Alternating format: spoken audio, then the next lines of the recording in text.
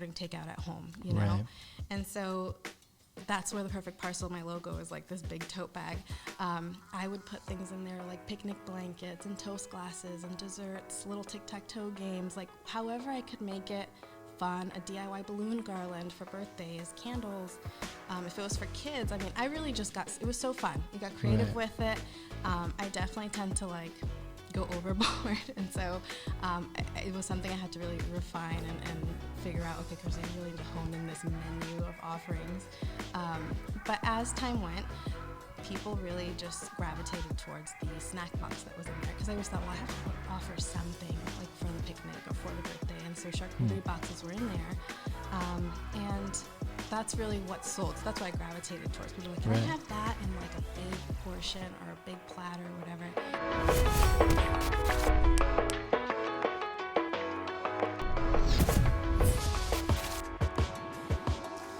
All right. Welcome back to another episode of Moving the Mountain, a creative leadership podcast. This week's guest, we have Crystal Papino, owner and operator of The Perfect Parcel, which is a charcuterie company. Is that what you call it, a charcuterie company? Yeah, charcuterie arrangements, yeah. Very cool. So you actually just got back from Paris. I did. How was that? Amazing. Cheese capital, if you will. I mean, one of my favorites is Brie, so that's all over the place there. It was a lot of fun. It was great. I actually mentioned to my audience on Instagram or something that when I travel for some reason, even though I knew I was going to Paris, I thought initially, what a great location for content, for, kind of really diving deep in what it is I do all the time.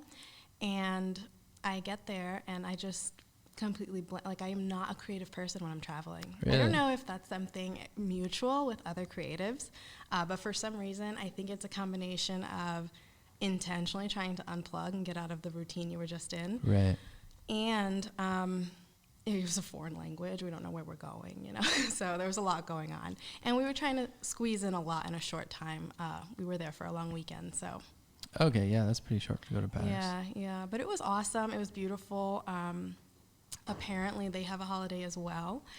So we actually caught it at a really good time, I think, because a lot of locals, you forget it's only a 2-hour train ride from all these other awesome countries. Right. You could go to Spain, you could do a bunch of stuff. So locals were actually traveling. So it was a little touristy, but not busy. No traffic, not too crowded. So it was awesome. But yeah, it's good to be back into a routine. Sure. Is that a business write-off?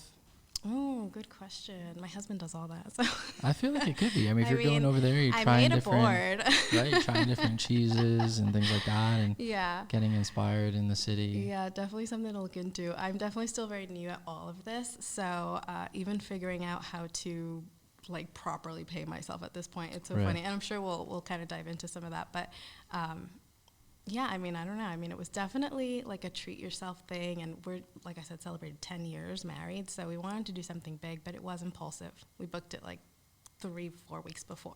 That's cool. That's fun. Yeah, it was fun. Yeah. Spontaneous. Which we had to reschedule for this podcast, but Yeah, let me give a little bit of backstory. So we've known each other for quite a long time. You served in a few different teams at Legacy Church, and I've seen you working in the hotel. And what I love about you is you always, no matter what you do, you kind of bring this excellence to everything that you do, whether it's hosting a party at your house, or the ministry that you're serving. And I think I've tried to pull you on, or at least suggested that you come onto certain ministries at times. But yeah, very creative eye, and then you're very driven, and it seems like you only take things that you can fully give yourself to. Yeah. And I remember you had a wedding planning company for a little bit, kind of trying to transition out of the hotel thing, and then COVID happened. And I think for a lot of people, that kind of, it's hey, am I happy with what I'm doing? Right. Is this really what I want to be doing? This is probably now a good time for me to jump into something new. Right. And maybe walk us through how you made that transition from, what you were doing at the hotel to starting your own business. Yeah, for sure. It's definitely been a journey, an adventure actually, and honestly a lot of just open and closed doors at the right time. So the timing of everything has been, now looking back, instrumental in how all this kind of played out. Did I see myself, making charcuterie boards and hosting classes and whatnot? If you would have told me that even a year ago, I would have been like, okay.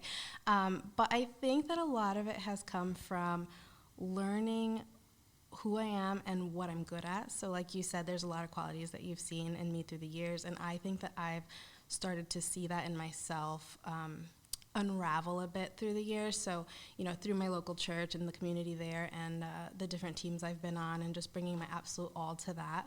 Then starting a family and making sure that I could kind of be everything to everyone and give, make sure that I wasn't spread too thin. And at the time I was at the hotel. Right. So I was at a downtown hotel for 12 years, which is bizarre. I started at the front desk and just kind of worked my way through. And to be honest, even my promotions and, being kind of brought up into different departments in that industry also happened kind of like coincidentally. Like I didn't have a lot mapped out, to be honest. I was completely trusting that, God would kind of lead the way. And like I said, timing would just kind of unfold. So when I was at the front desk, it was kind of like a get me through college type thing. I quickly learned college wasn't really for me. So that stopped right there. But I was a hard worker, so I worked full time. I was doing a couple classes when I first started out. And honestly, how I ended up in each department that I was in ended up happening through either someone who wasn't coming back into that position, or just the opportunity presented itself and I had been there long enough or gained certain experience. So went from front desk to reservations, really jumped around. At the time when I was in school, I was actually studying business management with an concentration in human resources, because I love people and I thought I'll thrive in that. So I interned a little bit with our HR department there and sat through a couple of union meetings and even letting go of some people, and that was just not what I wanted to get into. Yeah. I think I would have been way too emotionally vested, and I just couldn't do like the hard stuff in HR emotionally, So I quickly dropped that, and I just kind of observed to see where I wanted to be. And I'll be honest, whenever I looked at sales, I thought, annoying car salesman, I don't want to do that, the pressures of goals and all of that. But again, same thing happened where someone was on maternity leave, was supposed to come back, decided not to, and they asked me to fill the role for a couple of weeks. And that was the intention, and I went in very open-minded. I was getting kind of like stagnant. I was always very fortunate to have superiors who saw that too. She needs more of a challenge or whatever. And I was always really vocal about it too. So I thought I'd step in and kind of just see what it was like. The 3 weeks kind of turned into 3 months, and then the next thing you know, I'm in it. And I've done almost every segment: social, Smurf, association, whatever it be, weddings. And so when I got into corporate sales, that's where I realized, like, okay, this is clicking. I really love working with people who know exactly what they want. I'm a very type A personality, and at the time, pre-pandemic, I loved planning things out as far in advance as I possibly could. I'm a little traumatized from the last 2 years of everything canceling, but now I don't plan a thing until the last second. But it was really good because I got to see in myself that, wait a minute, I'm actually really good at this, and it's not an annoying car salesman thing. It is relational. I realized I was kind of competitive, so I was really goal-driven. And everything I did, I want it to be, if my name's going to be on it, I wanted it to be like the best. And so, and not in a cocky way, I will say that industry can be very cutthroat, but that wasn't my personality at all. And I honestly feel like that kind of got me as far as I did. So fast forward, pandemic, the hotel just closed. They initially furloughed everyone, and that was interesting. I think I was just expecting to go back in a couple of weeks. Right. Like most people, and it just kept extending, and I finally kind of realized, like, this could be a while. Right. So what I had done is put together a board for some friends and family, and people had actually asked where I got it from. They thought I like Dave's or something. Really impressed that I had made that. And I'll be honest, I don't cook. So putting together something like, cheese and crackers, if that's all they're expecting, I was going to make sure it was going to be the best cheese and cracker plate they ever saw. Right. So I had fun putting it together, get creative with, the different elements on a board. And I've always loved charcuterie, Lunchables, if you will. And And for me, that was like a great outlet just to get creative and to also provide something that said, hey, I care about you, I'm thinking about you, and it not be like this home-cooked meal. And so that kind of put the idea in my head when someone said they'd pay for something like that. And so I thought, oh, maybe I could sell a couple boards on the side, you know, just in case when we do go back, there are salary cuts, or maybe we won't see a bonus for the foreseeable future, or whatever. I was just, there was so much uncertainty that I thought this would be something I have control over. So I started doing that for some friends and family and to kind of build an Instagram page, create content. And I will say when I first started it, I thought I would do more of like this event in a bag, like you mentioned. I had initially started an event planning business. Because I love to plan parties. I think a lot of that came out of the fact that I was doing something so corporate, but I didn't have a creative outlet. And so whenever I had the chance, like I was the person in the office throwing baby showers and birthdays, and I loved to do that. But once I became a mom, I quickly realized nights and weekends, that schedule is just not, you know, compatible for where I'm at. So I had to really just adjust. Honestly, I'd spent maybe a year and a half just restructuring it and really honing in on what works for my lifestyle, what works for the season of life that I'm in. And so eventually, when I first started The Perfect Parcel, it was this like grocery tote that featured anything you could need for any kind of occasion. Because when the pandemic happened, I was just really sad for people who had to cancel weddings, anniversaries, big milestone birthdays. And so I thought, well, how can I help them still celebrate that in like, not a monumental way, but that is significant enough from just ordering takeout at home, you know? And so that's where The Perfect Parcel, my logo, is like this big tote bag. I would put things in there like picnic blankets and toast glasses and desserts, little tic-tac-toe games, like however I could make it fun, a DIY balloon garland for birthdays, candles. If it was for kids, I mean, I really just it was so fun. You got creative with it.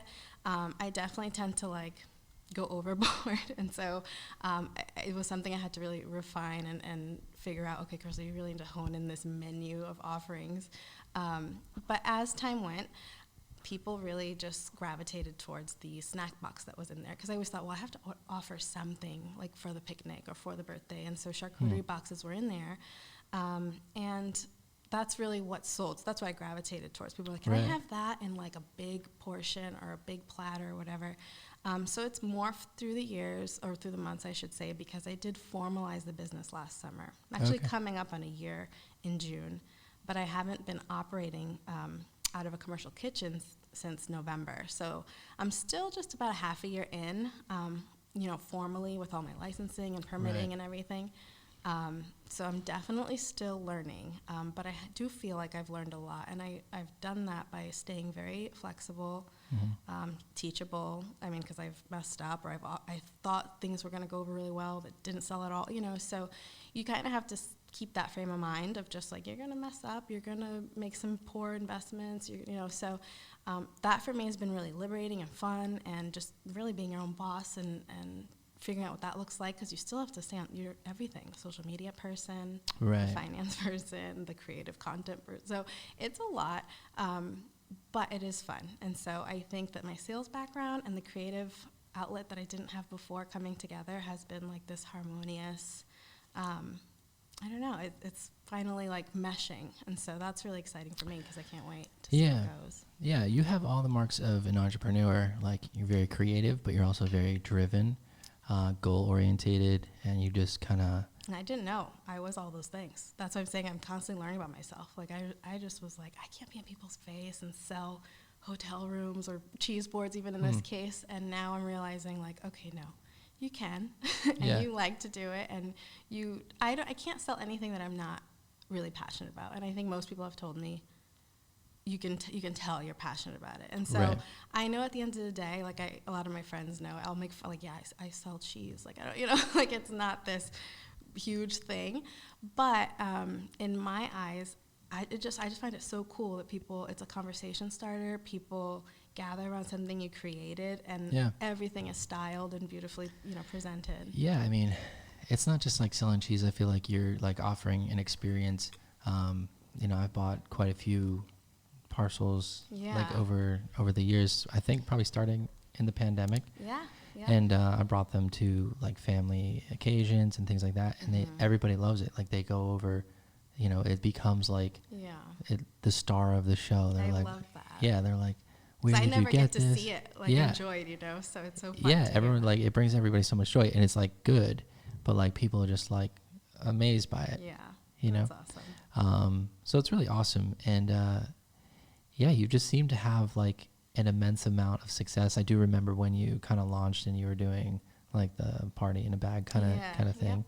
It's funny that like the smallest offering kind of became like Isn't the that main. So funny. Yeah, I didn't realize that. I literally, my husband will tell you, I was stressed about the whole pandemic thing and what work was going to look like, our income and everything, and so I was losing sleep over it, and I literally would just like start to have like these quiet moments where I'm just like, you know what, I'm just putting God's hands, I'm just gonna figure it out, and I'm sure it'll all work out. And I literally had a dream about offering that. It wasn't like to the T, my dreams are always a hot mess, but I remember waking up and writing it all down while putting it in my phone, and my husband's like, what are you doing? And I was like, I never have like dreams like that, so I was like, I just want to like write it and then, you know, dissect it in the morning. And that's exactly what I did. And, you know, bits and pieces of it were crazy. But other parts, I'm like, you know, it started to make sense of why I would dream that, or this would be so fun. I think I even had like particular families or couples in mind who had just canceled like their vow renewal or whatever it was. And so it was cool that's how it came, but it definitely has morphed over time. And even now, I mean, yes, you've ordered platters, and I do offer all different sizes. Honestly, I always say I'll try anything once.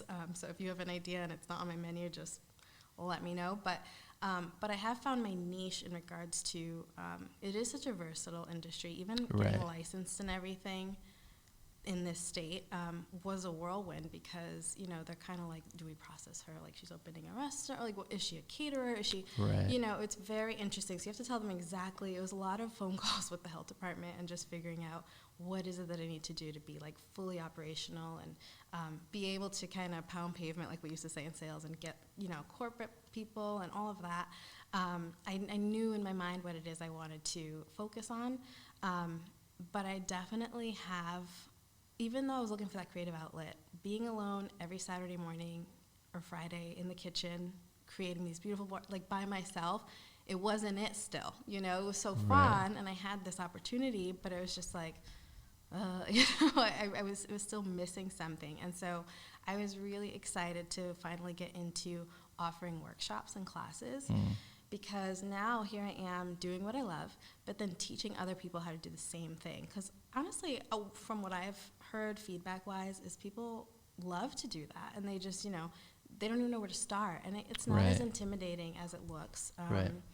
And again, another thing, I never saw myself as like a teacher or, you know, being able to really provide step-by-step instruction. I actually thought the opposite. I thought I would get pretty frustrated if people weren't getting, you know. But I think, one, being a mom has given me an immense amount of patience. And number two, I was around people again. And, you know, I was offering things like kids classes, for example. Again, I always said I would try everything once. My classes were definitely geared towards adults, but I had so many people, my kids would love this, my kids would love this. I said, all right, let's try it. So we did a charcuterie class for kids, and I knew my portion of it would be pretty small because, you know, with kids, their attention span is not, you know, the longest. So I partnered with my sister-in-law, and she did like a painting segment, and so while her segment was a lot longer, while she did that, I was there networking like I did in my sales job with all the parents. What do you do 9 to 5? Or what do you know? And I even do that at small business network bashes. I mean, I'm always trying to like figure out how I can, you know, really connect with people and what they do, and not just to be a face kind of passing by through my class. And through that, you know, I met a mom who was there with her 2 boys and introduced me to the PR person for Garden City. And so now we've got a series with them, and that kind of was like a domino effect to all these other openings and opportunities I was able to get. So now there's only one of you, right? And you're kind of doing a lot of this, if not all of this, by yourself. What are your plans? Do you want to kind of cap it at something? And it almost seems like you went from doing the parcels, which I know you're still doing, but I think you kind of cap those around different bigger holidays. Yep, holidays are definitely the the bigger or more popular, I should say. I definitely will get, a couple of one-off orders every weekend, every other weekend or so. Some weekends are busier than others for no rhyme or reason. But I will say that once I found, my niche in the workshops, I really put a lot of my focus, my all of that towards that. It just also really fit my season and lifestyle right now. Like I offer them usually weeknights, sometimes on a weekend, but I'm, home with a reasonable amount of time, usually in time for bedtime. And so for me, I always will tell people my kids are my first full-time job. This is my second full-time job, not a part-time job. Definitely a lot, you're right. It's one person doing it all. I wouldn't say that I'm spread thin. I do think I can carry a lot. Like there's a lot that I can put on my plate, but I'm trying to be very aware, because a lot of times, like with my, event planning business and all these other things or projects that I've done that failed, I've learned from, but the biggest takeaway has been that I will burn myself out like in record time, because I know what I want the end goal to be, or, to look like, and I just want to get there like ASAP. Right. So that, I think the patience, and being a mom and entering motherhood has really taught me to slow it down, pace yourself, make sure it's like the best before just throwing it out there. Now, I will say there are definitely, and you probably know this as a business owner too, that things you just have to try, and you just have to do it, figure it out as you go. I've done that too. But for the most part, my business model is to, go at a pace that I can handle, because then I'm giving my students, all of me, my kids, all of me, my husband. So it's better, that way everybody's not getting like zombie mode Crystal. Right. Yeah, you've definitely if we were comparing us as business leaders, you've definitely gone about your strategy with a lot more grace than I have, because I have a hard time saying no. And so it's like I'll usually just, hey, let's do as many weddings as we can, and then we'll figure it out. And then your poor staff. Yeah, for sure. But yeah, so, that's nice to watch. I think you have more, what do they call that? Just like you said, patience.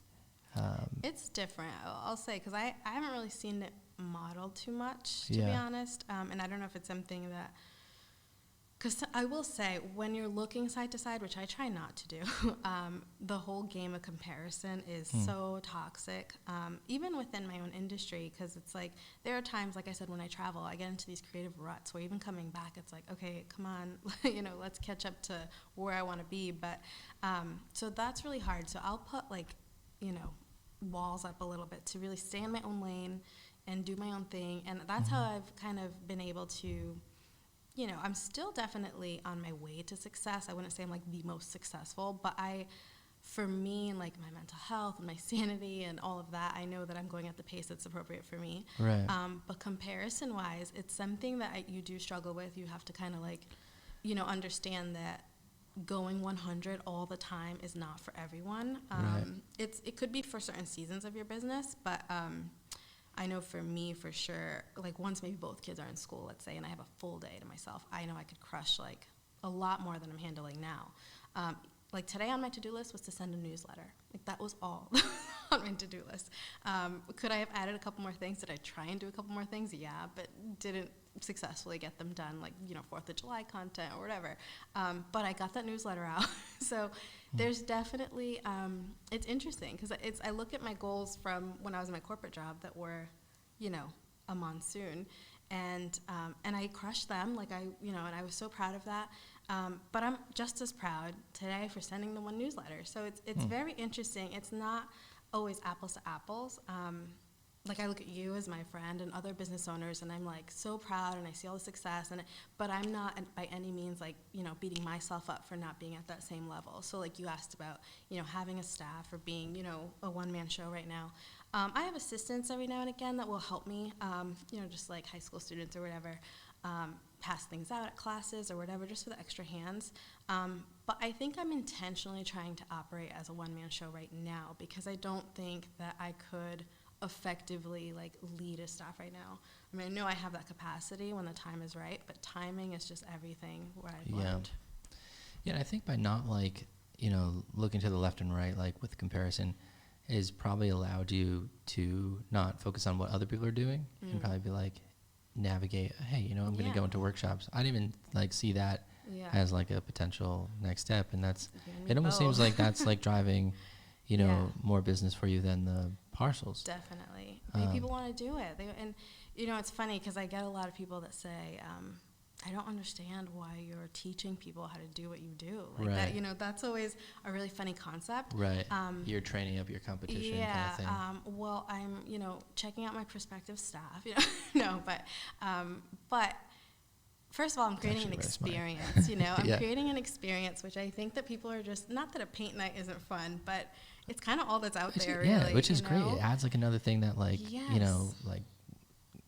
it could be like a date night thing, which I'm not sure if you've done that, but like bachelorette parties, baby showers, bridal showers, huge. Corporate employee appreciation things, teacher appreciation things right in the cafeteria. I've even had companies reach out who still have a very remote team from all over the country, and so we'll ship out ingredient kits, and everyone jumps in a Zoom call, and I walk them through how to build their board online, and it's always a lot of fun, even virtually, and so it's interesting that there are so many branches to this one thing, Right. Like you said, the classes, I thought the classes would be a part of it. I didn't know that it would take over as much as it has, but because I enjoy them so much, I'd rather put my energy, towards, but the nice thing is if they don't do well again, or let's say, we have another pandemic, you just never know really. Right. You could take this, the catering route, and, I have got a Grace table coming up for an engagement party. You could do that with weddings. You could do, so there's so many directions, and that's what I love about it, because it's very versatile. Yeah, and I had no idea that it could be so versatile. And I kind of noticed, speaking of like the kind of the virtual end of it, I know you had started doing some like, I don't know if they were like training videos, but that could be something too, like, YouTube channel, and other people are learning how to do what you do. Yeah, I definitely need to get better at like Pinterest. Everyone tells me to get better, get in Pinterest, because it's like a creative thing, and you could upload videos now, and you can even link your shop and everything. So that's pretty cool. I never even thought about Pinterest being like a revenue stream for my line of work, but it definitely can be. YouTube, all of that. I actually did dabble into, we made a pre-recorded video because people saw I was offering virtual classes for these companies and wanted something, but they lived in New Jersey or couldn't come to any of my live classes. So probably towards the end, I want to say, of like, all the mandates and the lockdown and all that, people were really looking for something to do from home. So I did offer public classes, virtual ones. And they did do well initially, but I really think we just hit like, I don't know if it was early spring, late winter, people just needed to get out of the house. Yeah. So the live ones really took off. Virtual wasn't picking up as much, but I still had that random, ask for it. So with the time zones and everything, I couldn't accommodate everyone, and I didn't want to, host them or buy all the ingredients for 1-2 people. So I did think, let's just go ahead and make a video that's, good quality and everything. They can have whenever. They will have it forever. They can pause it. They can fast forward. It's a fun date night. It comes with an ingredient list, my whole media kit and stuff. So it's really helpful. It's a nice kind of tool to have on hand. You could do it with your girlfriends, whatever. So that's a nice option. But yeah, I try to, if someone puts it in my ear and there's a way for me to do it or offer it, by all means, I'm game. So. Yeah, I feel like if you were to try to do something that wasn't necessarily a class, but you're just like building up a YouTube channel, it's definitely like a long game. But speaking of social media, you've had a lot of success there as well. I know for a fact on Reels, you kind of just like popped off out of nowhere. Are you on TikTok too? I am working on TikTok. Working on the TikTok? That is definitely a new realm for me. I'm noticing TikTok is not as polished as Instagram. Yeah. So I really have to kind of get out of my head with that, because it's a different animal for sure. And what's interesting about social media, and I'm sure you can attest to this, it is like this forever changing game that you have to kind of keep up with, the algorithms. And I think initially when I realized like, okay, Instagram's not really competing with like Twitter or even YouTube. They're competing with TikTok. And so videos are really what they're pushing. There's also even other things like how long the video is, the quality of the video, hashtag. I mean, there's so many things. And I have to say, I've learned tips and tricks along the way from different accounts, from other charcuterists, we call ourselves. And it's been enlightening, but even post those conversations and all, like, it's changed again. And so you have to kind of be okay with change. Like I said, you stay super teachable, very mobile. Like, you just have to kind of conform. And if you don't, I don't want to say left behind, but my view on it is that we're, as annoying as it is, really fortunate to have these free platforms to advertise our businesses. Right. If you think about, how they advertised back in the day, just word of mouth, which is also a very powerful tool. Tell all your friends. But we're so fortunate. So it's like, I could sit here and cry, or I could make a couple bad videos and just learn it and put my stuff out there, I go into like ruts, but I will say that I initially last fall committed to understanding the algorithm, and not my forte, but how did you research that? So I honestly, within my own page, I was noticing, why is this post that took me 2 seconds to put together, you know what I mean? Right. Getting so much attention versus this one that so I it wasn't just like you got on. Lucky. Oh, no. Okay. No, I think that's a huge misconception. I mean, I'll say once I started posting the reels, like the ones that I spent no time on were going on, and I was like, what is happening? Yeah. But that really put a lot of curiosity in me in regards to why, and so I did a little research. Did I understand everything I was reading? Absolutely not. But I took away, like, okay, let me try and stay under 10 seconds. Always go for a trending audio, which I will say, funny story or embarrassing story, I should say, is there was a trending audio in like Russian or something, some language. And I'm like, I'm hearing this everywhere. No idea what it means. Put it on, a board video, and it went off like in record time. And then, all the trolls come out, and they're like, do you even know what this is about? And I'm just like, well, I'll be damned if I take it down. but I mean, do your research if it's in another language. But, using trending audio or even your own audio, they push that a lot. Really? Yeah, it's very interesting.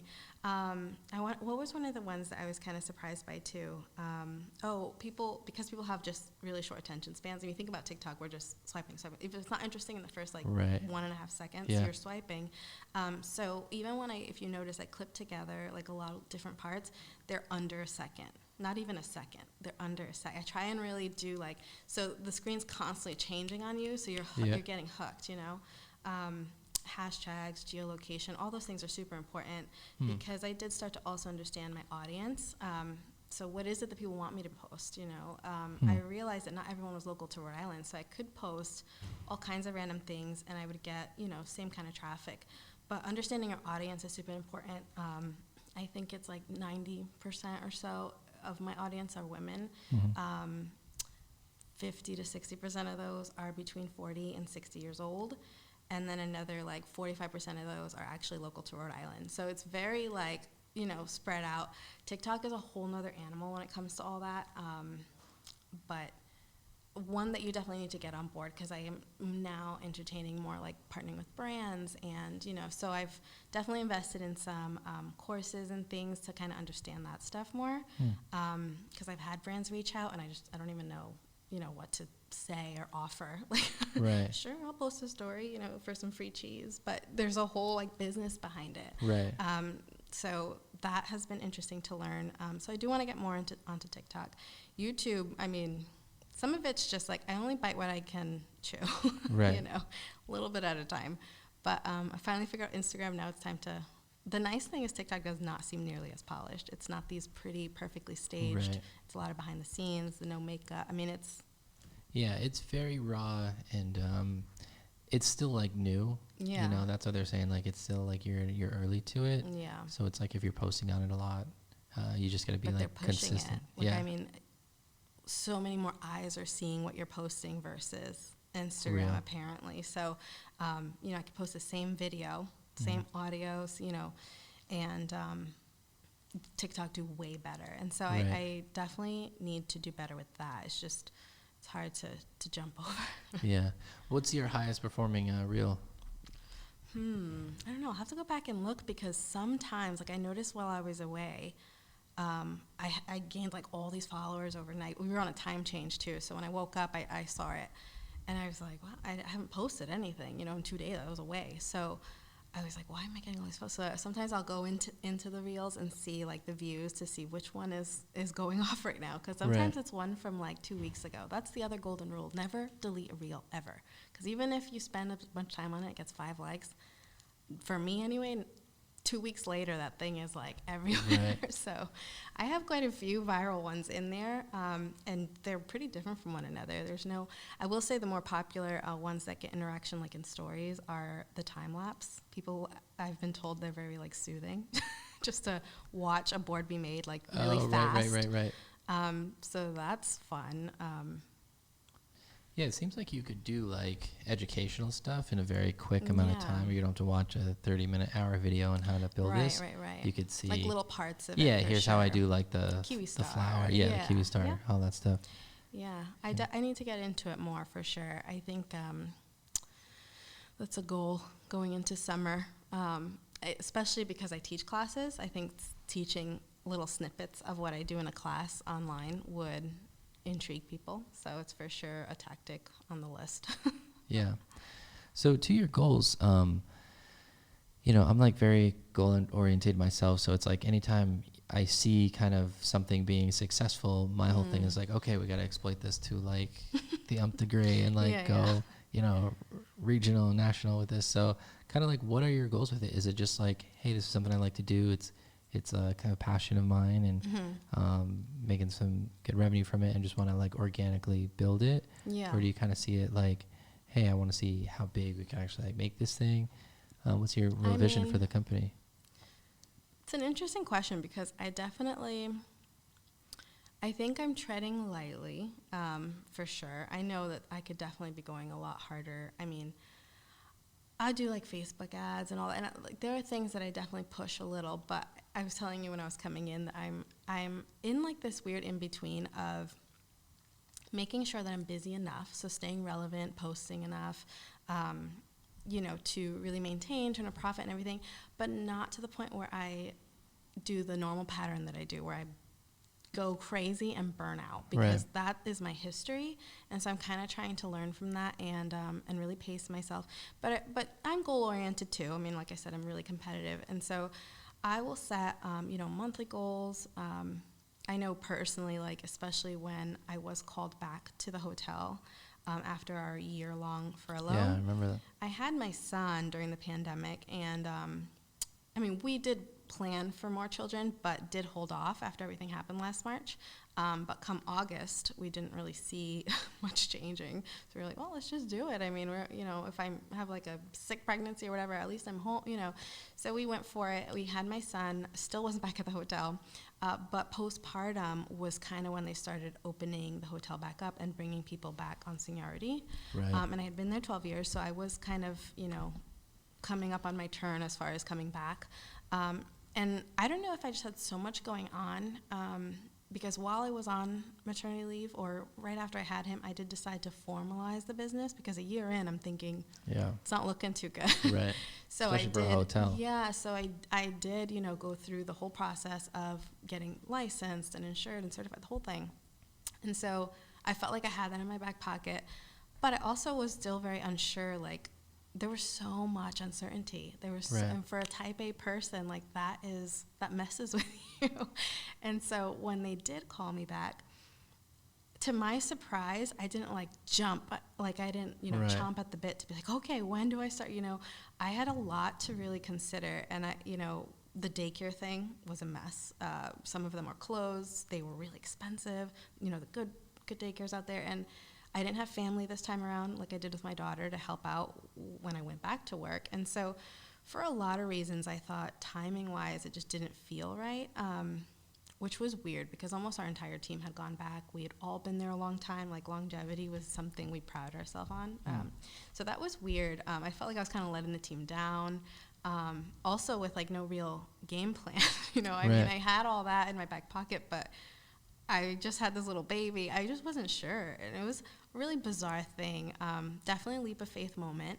I did have about 24 hours of like instant regret. Like I was like, what did I just do? I said no. You know, I mean, it was a great job. It's been liberating though. Yeah, I think, yes. I think I definitely, you know, right after that, shortly after that remorse, I felt really, really excited. I felt like, okay, I'm fortunate enough. My husband's got this great job. I think that was a scary thing too. He actually just had started a new job too. And so we were just in like crazy amounts of transition. Right.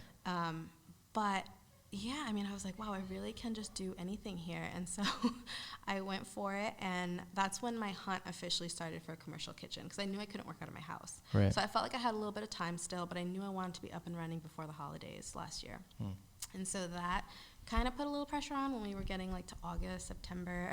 So, you know, I remember being like on the phone with the health department, like, I need to be open by next week, you know. And so they were awesome. I think initially I was really scared to call them, but they do help you. They try and get you up and running.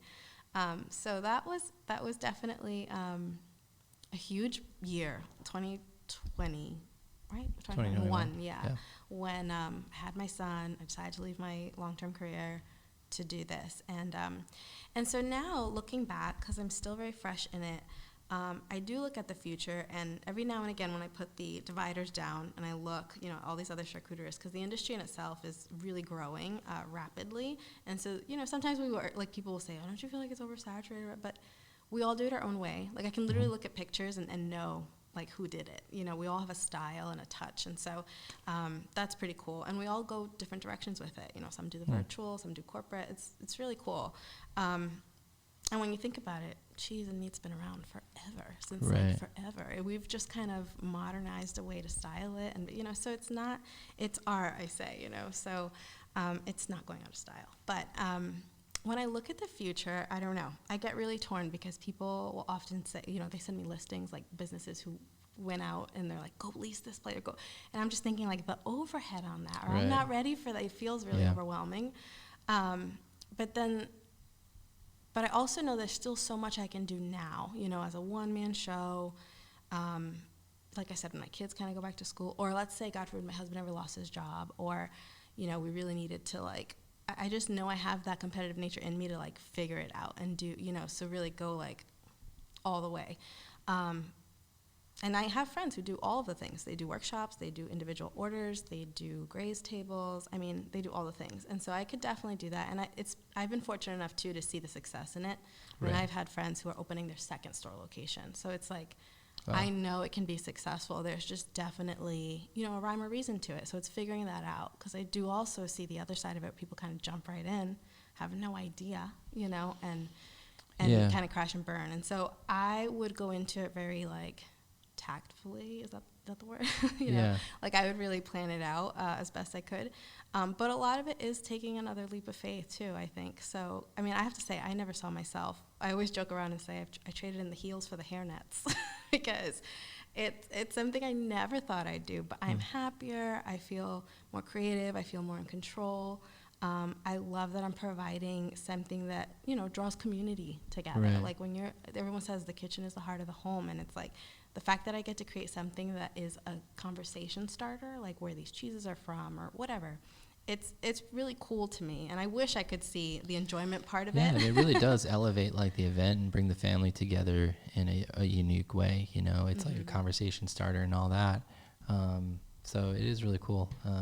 But even on the other side, when people learn how to do it in a workshop, and they, like, I just had someone send me today a couple of pictures that she made for her friend's bachelorette or something. She was so proud of it, and it looked awesome. And it's just like, that too is super rewarding. And I even from the people that come to my classes, they'll tell me, like, listen, Crystal, I bought all the things, I spent more money, and it didn't look as good. And so, you know, they become a repeat client. I have people coming to classes second, third time. So it's like that meme where it's just like, you know, I could buy all the ingredients for pad thai, and spend way more money for less good pad thai. Yeah, it's not good. Yeah, that's definitely the case. But getting back to, like, the hotel, that's very interesting. I feel like that happened with a lot of businesses when, you know, when COVID happened and they had to lay off all these people. They kind of had to, you know. Yeah. And but I've had a couple of friends in that situation where they decided not to go back. And it's unfortunate for these companies because they lose like really great talent, you know, because people had to figure it out. I will say I did always feel, for the most part, pretty valued. I'll also say that your personality plays a role into that too. So if you're ever at a job or, you know, at a business, a startup, whatever, where you feel undervalued or, you know, it's important to speak up. And I know that a lot of people cannot do that. And I think in the beginning, I kind of went through, I was so nervous, but I don't know, once you just become really sure in what you offer, what you bring to the table, there's like that, not a cocky confidence, but just like, hey, I'm pretty sure I'm not being compensated here. And it almost turns into like this common sense, you know, conversation. I've been fortunate enough to always have like really good experiences with, you know, a promotion or a new position in general, you know, not even a raise, you know, I would call it a salary adjustment or whatever, title change, whatever it be. I've been fortunate to be in like good conversations when it came to that, but I know that's not the case for everyone. I just think it's something you have to recognize, because I also hear from people who have been at the same job for so unhappy, underpaid, you know, there's something you can do about that. You know, either change it altogether, but conversations can be had. I've had a friend like that. He worked, I think, 10 years. He started like minimum wage at the time out of college, which was fine. He just needed an opportunity. And I think it was like 10 years, and he had only got up a few dollars, and he was doing, you know, basically the work of the senior graphic designer, and he had like a junior graphic design title, and he ended up going to another place, or at least he got an offer from another place. Sometimes you have to do that. And they like doubled his salary to get him to stay. So it's like, it was unfortunate to see that he was like grossly underpaid for so long. And you look at like the cost of living too. That's another thing I always tell people, like, when's the last time your company did one of those evaluations? Like, you know, they do there's a whole thing behind it to evaluate cost of living and what wages you're paying your staff. Because if you look at, like, for example, I was there 12 years, but again, there are people who were at the front desk when I started who were still at the front desk when I left. And you wonder, you know, what they're making. And I know it's not a union team or whatever, but you know, you start at minimum wage, but minimum wage then versus what minimum wage is now is different. So when someone starts new right next to you making $5 more an hour, it's like you want to throw up. Because it took you so long to even get to like the new it's something to always like keep in mind, you know, but not in that spot anymore. So well, it's definitely true. But to your other point too, like kind of coming out of the hotel industry, like taking that leap of faith. I think that's like the hardest part for every entrepreneur. And I feel like a lot of people, and it was the same for me, you know, with my exodus from like my corporate job. And it was like, I was thinking about it. It was feeling like, like I'm not really happy here anymore.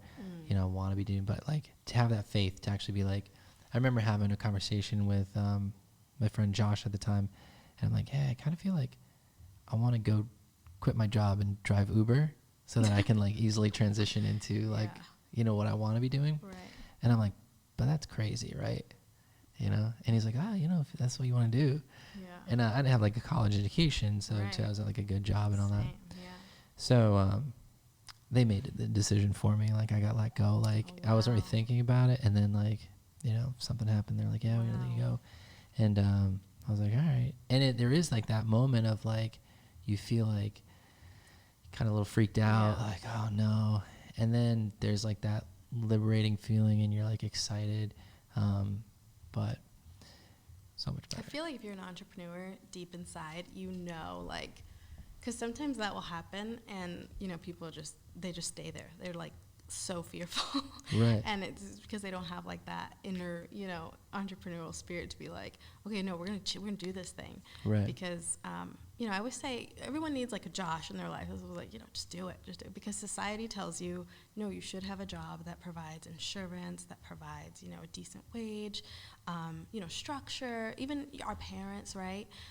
And going back to like not finishing college and stuff, I always felt like I had something to prove, which probably is what made me really competitive in nature in that role. I always felt like, you know, next to all these JWU grads, like, you work twice as hard. You know, and it's like, I was probably the one there the longest because, they come here to go to this awesome school and then they go to work for these fancy hotels in LA. And, so it's like as far as our state was concerned, I don't know, I just always felt like I had something to prove. And so it's interesting you say that because, I don't know, I really did not think that this is like where I'd be. But when I look at someone like you, I think, okay, you are a creative, but you also have like this, finance side, and like you seem like you're kind of well balanced all around. I'm sure there are people on your team that really round you out, but I can say very confidently that I am not, a books person, or like the whole formality in retaining permits and certification, a business insurance, like all that really stressed me out. It just felt like so over my head. It was a lot, like, and these fees are no joke. I mean, you have to really believe in what it is you're about to jump into to like dish out, and then even paying your sales tax every month. Like, I didn't know you had to do that every month as a business owner. There's all these things people really don't tell you, or that going into it that are always like these checkpoints. Like, do I really want to do this? Is this, but I've been fortunate enough to have my husband's like my number one cheerleader. You know him and you're close as well. And he is very good at that, but has also done a good job in trying to teach me too, because I do think it's important to, I've said it, be very teachable and learn all that stuff, but it helps you. Like I always say this, and he kind of makes fun of me at this point, but it is something that stuck with me in the beginning where, I was starting out and I was kind of just hitting the ground running, trying to figure it out as I go and catch up to myself, because I started right before the holidays, which in our industry is like the busiest time. Any holiday really, but Thanksgiving and Christmas most definitely. And I remember, like, I forgot what comment I made, but he just straight out asked me, like, well, how much did that cost you to do? Or how much did that cost you to make? And I said, I don't know, like around, so-and-so. And he was like, okay, if you can't tell me exactly how much that cost you to make, this is a hobby, it's not a business. And like, if you know my husband, he can be a little, cold. He has very good intentions, but he can be a little cutthroat sometimes. And I remember that being so like upset. I thought it was the rudest thing. I thought that was so not supportive of him, but I lost sleep. Like you better believe the next couple of days after that, I am on Excel, not my forte, and I am literally outlining, okay, everything on my menu, what goes into this product, the sticker, I mean, down to like the packaging. Does it get a business card with it? Does it get a bamboo knife? Like, I mean, every little thing that product comes with, I had it priced out, and I could confidently tell you, like, that cost me, 10 cents for, so I knew. And that was a game changer, I think, for me. Post-holiday, I wish I had that before the holidays. But now it's like I hate when I overbuy, especially food.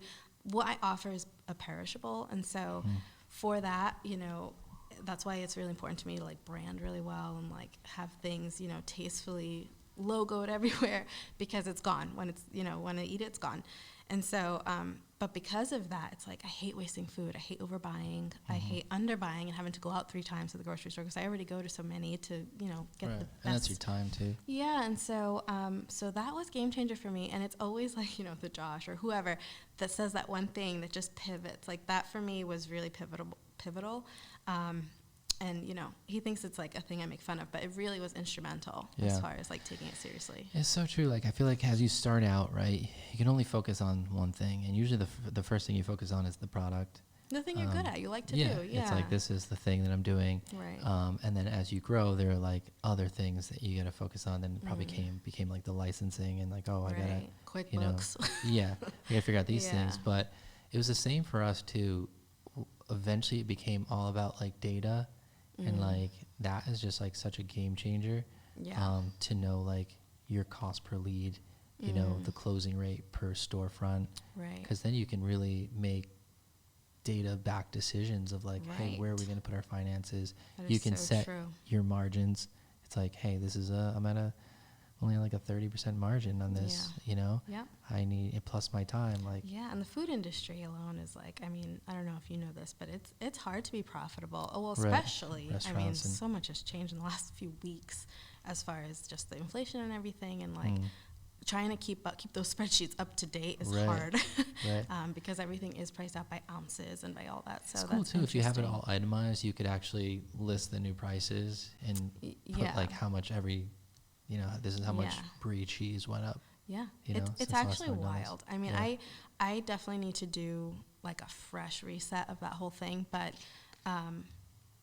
it's insane because when you look at some of the like the bigger products, the ones you used to order, like the big ones that feature, let's say 6-7 cheeses, 3 meats, 1 cheese, let's say, just for an example here, used to cost me 4 and change. Okay, like last week I went to go pick up that same cheese. We're up to like 7 and change, sometimes 8. And that's 1 cheese out of the 7 I put on the board, and that's not including all the other ingredients. And so I think when you put it in that perspective, I mean, and people know, they understand. They're leaving the grocery store every week kind of like surprised that they have 3 bags and they spent the same. But then like, hey, overall, my board went up by this amount, and so I need to like tack this onto the price. And I don't love raising my prices. Like I really have done it maybe one time. What I will do is maybe adjust the ounces, or maybe instead of 7 cheeses we're doing 6. But as long as you clearly I feel like that is a little bit more like, instead of hitting them with this board now costs $500, but again, it's backed up. It's not like I'm just trying to be a stickler, and but yeah, it's definitely an interesting. That part for me has been, I'm like, can't we just keep it creative and light and fun and fluffy? Right. Do we have to be so serious? Yeah. Well, that's the thing. Like, you kind of have to, especially if you want to grow, And Joe's right. Yeah. Like, it could remain like a hobby, like, and that's great. Keeps you busy.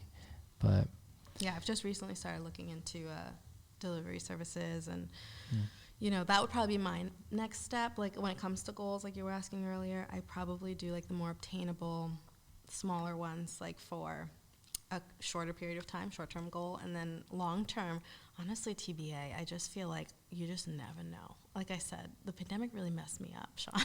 Like, hey, I I'm cannot not the same plan either. for more than, like, I used to, believe me, but now I'm just kind of like, we'll see where it takes us. That was such a challenging part of the pandemic, because it was just like, it was the same with us. It was like, all right, we rescheduled all these weddings, and so now we have twice as many next year. Yeah, wild. And it's like, all right, I can't lay anybody off because we need everybody for next year. If anything, we got to hire people, but then I don't know if we're actually going to open up. Yeah. Are you going to book that same number of weddings, moving forward? Or are you going to keep everybody at that? So it was like, I don't know. I think it's a lot. It's a lot. I mean, that's what the liberating part for me is, just like not winging it, but having that flexibility to see, like, let's just see, because sometimes these random opportunities just like pop up. And when I was initially looking for workshops, I do have an awesome kitchen that has like this hall space right in front, and you can do classes right there, and I do, and I'll collaborate with other small businesses to make it more fun and everything. But I do like jumping around all over the state, because it attracts different customers, different clients. Right. And, nice to be close to where they're from or whatever. And that's been interesting for me, because I really only maybe reached out and hustled for like half a dozen of those, and now they're all like calling me, which is like, what?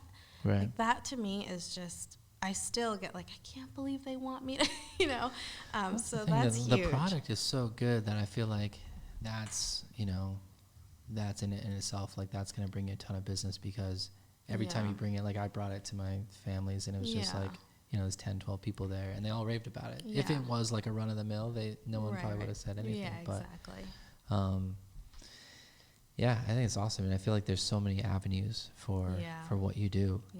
So many different things. I know we're really fortunate to have all the outlets we have for advertising and all that too. So that's helped me a bunch. Like, it's funny, my presence is mostly known on Instagram. I try and get in front of the camera and be on stories and really show like some behind the scenes in my life, to an extent, because for the most part, I'm a pretty private person. Yeah. But I try, because I know it lets people in a little bit, and it's important too for them to see like how many hours you're spending on this one thing or whatever. But as present as I am on Instagram, I've learned, like you said, with our demographics and everything, that Facebook is actually where I get better turnover. Like, those clients who are seeing my posts or liking my posts, they're actually translating into sales, whereas Instagram, not so much. Isn't that wild? Yeah, because people like, it's probably younger people on Instagram. They're like, it's very visual. Facebook is my other demo. Like that's my. That's more your age group there. To 55, which 60. I was surprised by that age group. I mean, actually, no, makes I'm not, sense. because I feel like they're the ones hosting parties. They're hosting parties. If they can take anything off their plate, they will. Right. And not just that, to my surprise, they become regulars. Yep. And that for me, like I think it's a 35-40% return rate, and that's why data like that tells me like, okay, I can invest in a loyalty program on my site. Like initially, like all those little bells and whistles on a site, which I am no graphic designer, but I figured out how to build a website, and they offer all these other add-ons and upgrades, and I'm like, oh, I don't know. But getting data like that tells you, like, okay, I feel like these people have ordered from me 4 or 5 times. Like, if I could offer them anything, so I offer parcel perks, and they get points for, every dollar, and they get to redeem them whenever they want. And so that feature is, like, so great, too, because I know it has a direct return, for that investment. Like, that's what you're always looking for, right? When you're investing in your own business, it's right. Where's the ROI? Yeah, where our business is very, and it doesn't have to be, but it's very like, you shoot the event and then it's done. You have other life events, but having that kind of people kind of coming back. I mean, at least yours, well, maybe you feel the same way, right? You shoot a wedding and then you have like a whole new wedding, a new theme, a new family, a new culture, or whatever. I feel like I'm always here's more cheese, here's more, it's hard to keep it interesting. Well, Valentine's Day, you did like all the candies, which is cool and fun. And like when I saw that, I love candy. Oh, who doesn't? I'll order GoPuff at like 11. Oh my God. Nerds rope and like Swedish Fish. That's awesome. But like when I saw that, I was also during the fast that we were doing as a right. church, and so I was just like, oh my God. Yeah. I was like, like ordering it was like, it was like a kind of a help the craving. But you mentioned keep it interesting. You mentioned doing like the delivery fee, and I feel like that would not a delivery fee, but doing delivery, and I feel like that would be great. That would really definitely help my one-on-one sales, because it's probably the one area that my individual board orders on weekends really fluctuate. They have I can't seem to really hone in on what's happening there.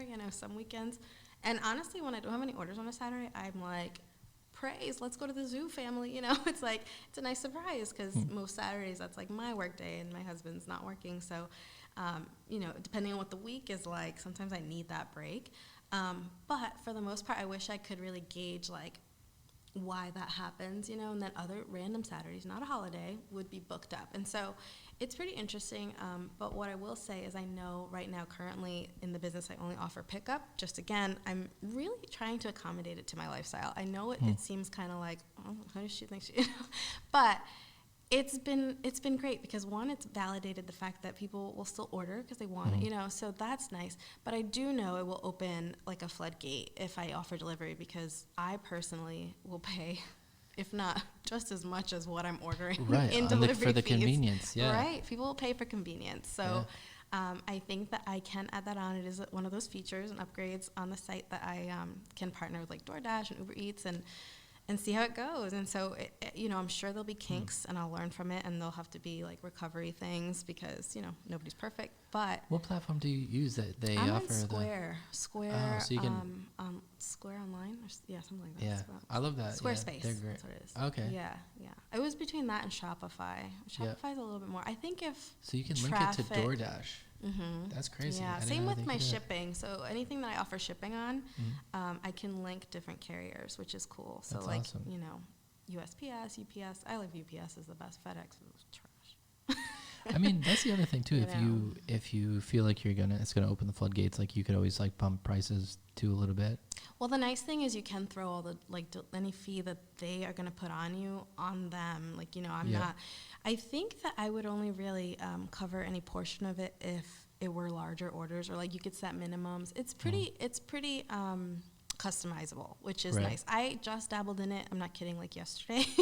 So I can't speak to it from like a fully confident standpoint, but I think I'd be willing to try it, especially now that it's kind of honed, like it's come down traffic wise, and I've been putting a lot of focus on the classes. Now I feel like, okay, I can kind of open my bandwidth to, getting busier on the weekends with that for summer. So. Right. Yeah, I would love to take advantage of the delivery, especially like Christmas morning. Oh my gosh. Yeah. But yeah, because that was like, You've dropped it off a few times. Like the Yeah, CSA yeah. I party, mean, so we're it's- friends, and you're a good customer. So, but yeah, I mean, there are times where I literally would just pencil you in, even though I know you didn't order yet, and I just knew you would, because you're the person that day before, hey, can you do? yeah, it was always a little last minute. Yeah. So, but it's all good here. Yeah. That's the beauty of the repeat. You kind of just learn like I do. Some of the people that come back a couple times, I know they don't like certain cheeses, or they love a cracker I put in there, so I try and remember that. I do. I mean, once you subscribe on my page and you've ordered once, it will set like a profile. So like I know there's certain people who don't like olives, or, so that's kind of cool, because then it's just there. In the beginning, that was all like memory, but now it's, getting kind of... Okay, so that's actually in your system? And that's all through Squarespace? Yep. You can set customer profiles. It's interesting, though. I had to set up the site, I think, as a restaurant. Yeah. You can do retail, which is initially... I actually liked that platform better, but from a checkout standpoint, to offer, like, pickup windows and all of that, the way I wanted the checkout to look, I needed to go restaurant, almost like a takeout situation. So sometimes in that, frame of mind, I have to... understand that, like, I'll probably offer like a delivery window, and like it gets really tricky, but I will say their customer support's really good, and they have like a YouTube video for just about everything. Yeah, that's who we use for our website since the very beginning, and they're just super clean and user-friendly and simple. I like my experience on Shopify. Like when I'm shopping for something. Yeah, on the user end. Yeah, so I'm very curious about that, but the back end is very intense. I don't know. I tried to sign up for it, and it's like it's very. Because I mean, when I'm checking out, it's like, oh my gosh, like I love convenience is everything. Yeah. For like I used to, back in the day, before I even had a website, manual everything. I mean, invoices. I think part of me didn't think I would get as busy as I did so quickly. But then I realized, like, this back and forth, like, I mean, I'm probably losing a good chunk of customers because of the, like, they're just trying to order some cheese. Right. They want it to be simple. Yeah, and I have a life, too, so sometimes I can't get to you right away with an invoice that's drafted, manually. So now it's like, yes, I can still do an invoice if there's something customized, right through QuickBooks or even through Square. And it's all linked, which is really nice. But for the most part, you can go right on my site and check out and have yourself a grand old time, some charcuterie. Well, let's wrap there. You want to give the audience like where they can find you, where they can actually get these parcels. And I also saw that you're at like Rooms and Works, doing a couple workshops. We used to have a studio space there. It's great. I love that building. She mentioned that. Sarah loves you guys. Yeah. Yes, the Perfect Parcel .biz, actually, B-I-Z. You can find me right online. I'm also on social media at The Perfect Parcel, the Perfect Parcel, I'm sorry, on all platforms. And yeah, I have a bunch of summer classes that I just launched, 10 total. We just had our first one last Friday. We're at Garden City, Rooms and Works, like you mentioned, right next outside of that Need area, Need Donuts. So, if that doesn't entice you, I don't know. But we're also at Pivotal Brewery, Long Live Beer Works. That's another amazing space. Yeah, they have a really cool spot. We're right upstairs with them.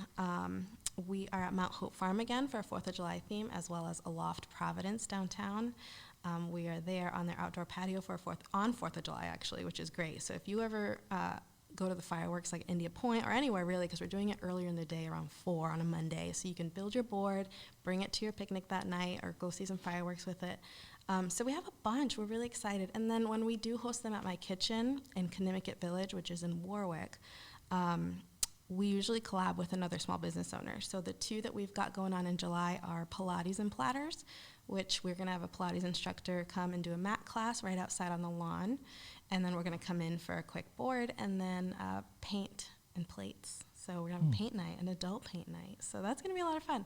Really exciting things. Again, just creating experiences and hoping to get you guys out of the house this summer. Awesome. Well, congrats on all the success. Thanks for coming on. This has been another episode with Moving the Mountain, a creative leadership podcast with Crystal Papino. Be sure to check out our stuff and attend one of our classes. Thank you. Thanks for having me. Of course.